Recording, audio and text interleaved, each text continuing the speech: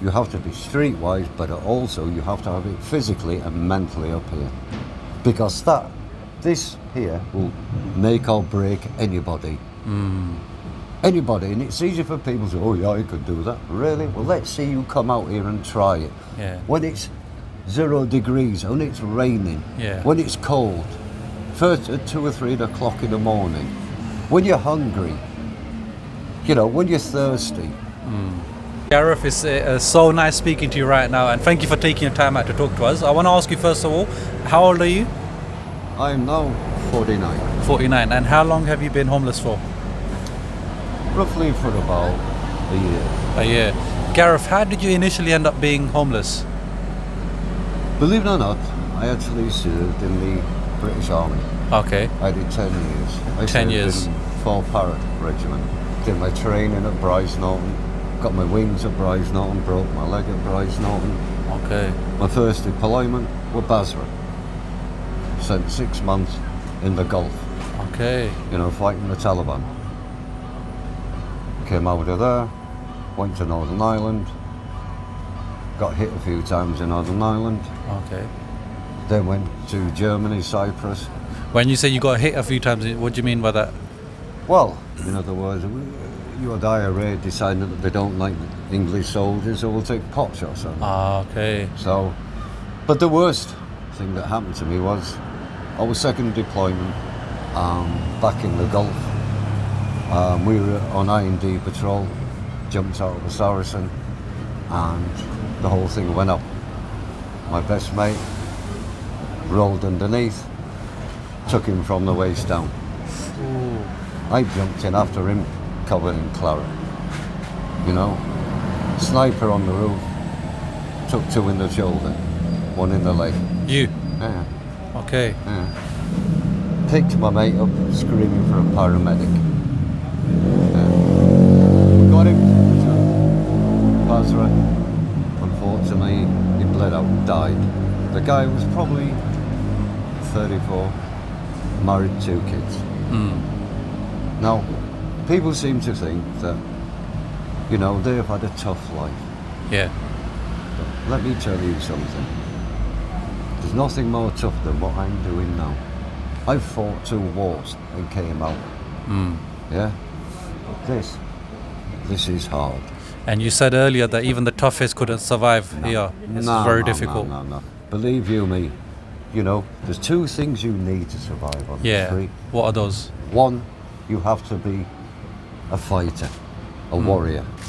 You have to be streetwise, but also you have to have it physically and mentally up here. Because this here will make or break anybody. Anybody, and it's easy for people to say, oh yeah, I could do that. Really? Well, let's see you come out here and try it. Yeah. When it's 0 degrees, when it's raining, Yeah. when it's cold, first at 2 or 3 o'clock in the morning, when you're hungry, when you're thirsty, let's see how long you last when people start insulting you, urinated on your tent, threatening to beat you up. Yeah. Not fun, my friend. And Not fun. what's interesting about what you've said is a lot of people mention the physical aspects, but you actually mentioned the mental aspect as well. Why is that so important to have a strong mind?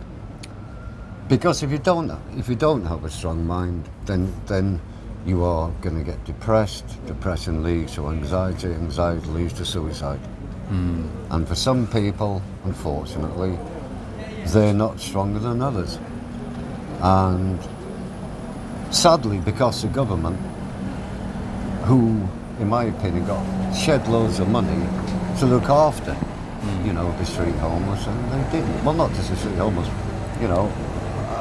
people who have issues as in alcoholism or mental health issues, And you have agencies scattered around London, but these people don't care. You have people who come out and they come and check on the people, but they don't do nothing. They don't? Okay. Again, all they do is take your details and you don't see them for months afterwards, and they get paid for it. And I'm guessing for someone who's homeless, that probably gets your hopes up and then just crumbles. They do. They say to you, oh yes, we'll call you back, or we'll meet you tomorrow. They never do. You never get that call back. They never meet you tomorrow. That's sad. So you can be sat there thinking, oh, well, this is going to be another day. You know, it's Now, you mentioned earlier, Gareth, about suicide and stuff like that. Have you heard of any homeless people committing suicide because of oh the... yeah, there are plenty of people who, for one reason or another, they're sick of the outreach workers, false promises, and they just generally can't hack it. So now going back, I want to ask you, how did you end up becoming homeless then? You left the services. Yeah, I came out of the army, and at that time I came back with combat stress disorder. Okay. And when I came out, there was no bereavement counselling, nothing. You know, I was just told, oh yeah, well done, sir, here's your medals that you've earned, and, you know, you might get a pension if you're lucky, and just left to my own devices. Now, it's very difficult for a person like myself to come back to civilian life, because when you're in the forces, you're trained to a certain standard. Yeah. You know, you're trained to do a job. And to come back in civilian life and to try and do what most people do, take for granted, Yeah. it's tougher for us. Okay. You know, because That's interesting. we've gone through wars, Yeah. war zones, and seen shit that a lot of these people wouldn't even dream about. They'd see it on the TV and go, really? Did that really happen? Well, yeah, it did. I was there, amongst it, when them idiots are shooting at me. You know, and it's not like they go, excuse me, would you like a cup of tea? Yeah. Come and just stop for 5 minutes and play football? Hell no. No, it's real. You know, these guys want to shoot the crap out of me as much as I want to shoot the crap out of them. You know, there's no friendship when it comes to war. You know, you're there to do a job. You're there to go in, defeat the object, get out. You're not there to go, hang on, mate, how many? 6. Right, see how much ammo I've got there. Fuck it, I can't be bothered to waste that today. You know, I've got a full case of ammo. See you tomorrow, same time. All right, mate. No, it's No, survival. This guy, as soon as I'm appearing, he's fucking hitting me with everything he's got. And I'm doing the same. I'm hitting him with everything I can. Do you know how many people you must have hit? Lost count. Lost count, yeah? I've taken out, I took 3 snipers. Wow. Were you a sniper yourself? Yeah, I was a sniper myself. Took out 3 snipers. Hence that was when we got hit with an IED. But that's when I lost my best mate. Okay. You know, Saracen got flipped over, Macon fell out of it, off it went. How long were you in Basra for? 9 months. 9 months, okay. I've seen some shit in there that I still have nightmares now. Wow. I still have flashbacks now, and believe me, it ain't pleasant. And it's not because I've been on the drink, because I don't drink. Yeah. You know, I see enough shit in my life. So when you say you have nightmares, is it like flashbacks and Oh stuff? God, yeah. I mean, it's you know, it's worse than actually. You see a horror movie, Yeah. and you sit and you go, oh God, and something like that. Well, this is what it's like for me. You know, but I visualise being back in there amongst it, and ain't pleasant. Okay. When you can smell death, and you're crawling in the shit and the mud and the guts and the blood. Oh no, that's not pleasant. Can I ask you, do you regret going into the army? Do you know what it is? If I could rejoin again, I would. Is it? Yeah, seriously, because they were the best times of my life. I was with guys who would put their life on the line for me, and vice versa. I do the same for them. You know, it was, best 10 years I ever had. You know. And then you said it's difficult to merge into normal everyday life when you come from the army. Can you go into a bit more detail? How does that work? It's because, like I say, you train to a certain level. You train as a fighting machine. Yeah. Obviously, depending on which battalion you're serving in the army, depends on what level of training they're going to give you. Yeah. But if you're infantry, Or if you like, I was para, then, you know, you do a hell of a lot of training in the jungle, warfare, Okay. you know. So we're in Malaya for about 3 or 4 months training in the jungle. Then we're in Norway. Then you're in the jib. You know, we're jumping off rocks. You know, jumping down cliffs. You know, just hanging on rope. Wow. You know, jumping out of planes. You know, landing in the dark. Yeah. You know, you're doing a 60-foot drop. You know, and it's like, shit. I hope the chute opens, otherwise I'm dead. Yeah. But, and just for fun, we should empty a magazine on each other. You know, we'll just sort of, yeah. How quick can you run? Why? No way. Yeah, seriously, I had it done to me. Okay. You know, and these were live ammo. These went Yeah. plastic. You know what I mean? So, you know, if you didn't want a few holes in you, then you run. You run. What mean- about, did you manage to start your family as well then afterwards or before? Don't get me wrong. I mean, I still got a family in South Wales. Yeah. Are you married yourself? No, unfortunately. No. Okay. I was fucking married to the army. Yeah. That was enough. So who have you got in your family? I've got my grandparents. I got Okay. brothers, sisters. Do all they know South that Wales. you're homeless? To be honest, no, they don't, because you see, my grandparents would have a heart attack if they saw me in this situation. What about your parents? Where are they? Parents, they're scattered around Wales somewhere. I haven't seen them for 20 years. Is that where you're from, Wales? What made you move to London? Like most people, I suppose, work, accommodation. But like most people, never works out. See, Okay. you know. Did you get a job after you left the army then? Yeah. What I mean, kind? I worked for a time in Camden at a courier firm, Addison Lee. Okay, yeah, this and So that. yeah, you know. So basically, what you're saying is the reason you became homeless was you couldn't adapt to normal life Precisely. out on the streets. Couldn't afford the. No. It's but if you don't have friends or family who you can turn to in a crisis and say, Yeah. look, you know, I'm in a bit of a rut. Yeah. You know, is there any chance you could help us out? No. Obviously, a lot of these guys don't. And so, like myself, I don't know not many people who's fit for work college who, you know, I haven't seen for years. Yeah. So, you know. And currently you're sleeping in this tent. Wait, did someone give you this tent or did you buy it yourself? No, I had to buy the bloody thing myself. Yeah. Okay, it's a really nice tent. Well, it's home. And do these guys not cause you any issues by for sleeping here? No. As long as you're away for a certain time in the morning. Do you leave it out like this or do you pack it up in the afternoon? No. Pack everything up. Keep Okay. it spick and span. Any rubbish you throw in the bin. And then Okay. it's- Do you get any benefits like universal credit? Yeah, or yeah. You do, yeah? How did they get you, like, because you don't have a address, how did they manage to do that for you? Well, you basically. You have a got- bank account, obviously. Yeah. Put out the bank account when I was in the army. See. So, No, but for homeless people, it's kind of difficult to have a It bank is. account.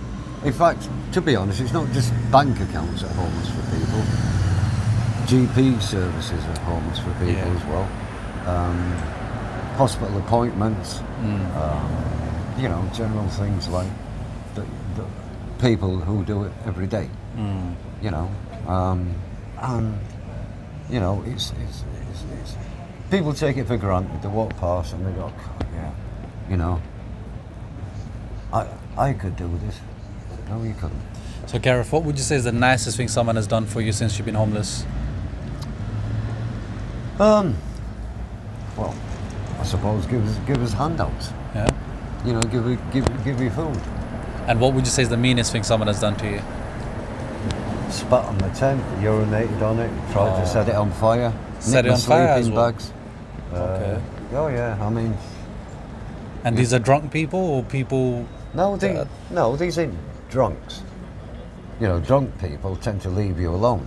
Okay. These are just normal people who've been out, think it's funny, and think, oh well, you know, I'll rob a sleeping bag or I'll, you know, make a hole in his tent.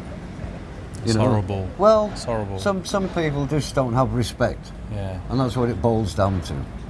You know, respect. You know, and which is sad. And that's the society we live in nowadays, isn't it? That Unfortunately, respect is yeah. lacking. You see, like I was saying from the start, you know, some people who look down on me and think I'm a no good bum, yeah. But my answer to them is this: you know, when you're looking down at me and think I'm a no good bum, just remember, my friends, you're only one pay packet away to where I am. And then we'll see who's a no good bum. Yeah. We'll see how long you can survive on the street. And one thing you said earlier, which kind of struck me as well, was that you said that there's a lot of vets, army vets, that are homeless, and they're the ones that deserve the help, if anyone, and no one's really helping Well, them. this is it. This is my argument. You know, these guys, like I says from the start, these guys have put their life on the line more than once. Yeah. You know, and you think that the government and people like SAFA and British Legion will be there to go, there you go, my friend, let us help you. No. You know, housing associations, they don't want to know you because their argument is you don't have a connection. Yeah, local connection. A local connect. You have to have a local connection somewhere before these people will help you. You know, what I can't get my head around. Now this side, they say it comes under Camden. That side comes under Westminster.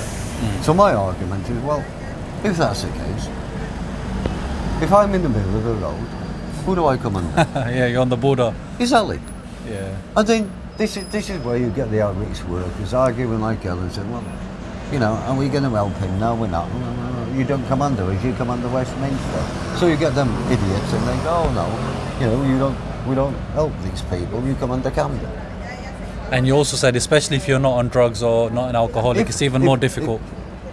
If you play the straight lace with these people, they don't want to know. Yeah, we've You've heard got that to before. act like a three short, you know, one flew over the cuckoo's nest. Then they'll go, oh, come on then, we'll get you somewhere. We'll put you in temporary accommodation to start with. We'll get you all the help. Other homeless people have said the same thing as well, So I want to ask you, if you could go back, is there anything you would change? Oh, being homeless will be the first thing. Is there anything you could have done, though, to not be homeless? Realistically, no. No? You know, if I was totally honest, no. You know, it's like I say, you know, it could happen to anybody at any time. could, and yeah. It's not a thing that you plan. Yeah. You know, it's a thing that, unfortunately, you know, I'm here. And you know, when you're here, you're sitting down and you see so many people, it's a busy street, so you see a lot of people walking past you. What is the one thing that you wish they knew about homeless people that maybe they don't know? I think when you see a lot of people walking past, but when you see people like us, Yeah.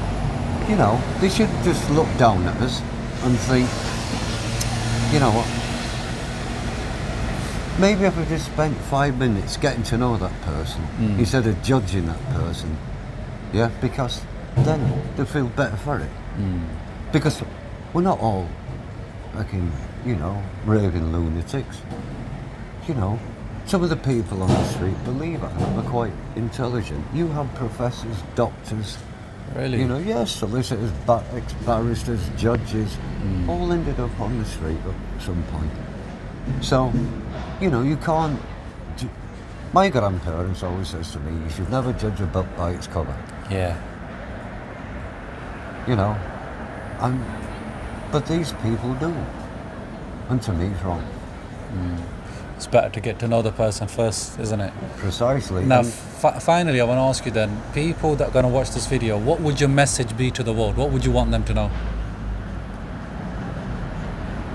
okay, my message would be simple. You know, don't judge us. Treat us like we're human beings, because at the end of the day, we are.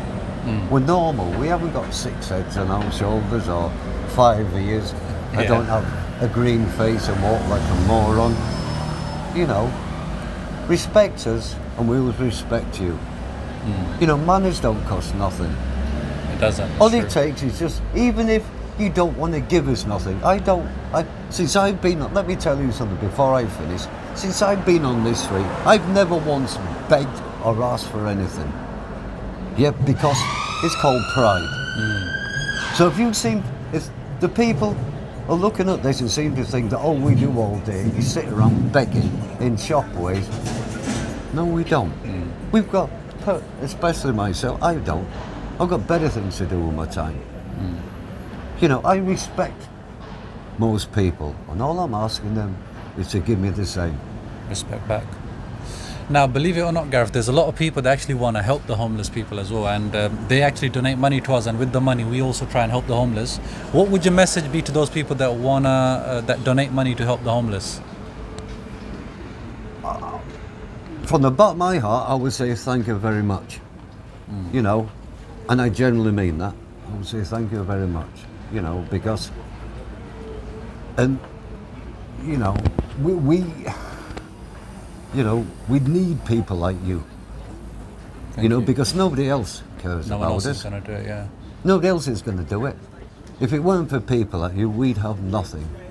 So yeah, thank you so much. And what we also find is, us from our organization, we find a lot of people, they have a lot to say, but no one wants to take action. So, we'd rather physically go out and help the homeless rather than just talking about it. Because a lot of people talk about it, but they don't do it. Exactly. This is my argument. This is my sole argument. It's all right saying, okay, guys, let's come in a room. I have a plan.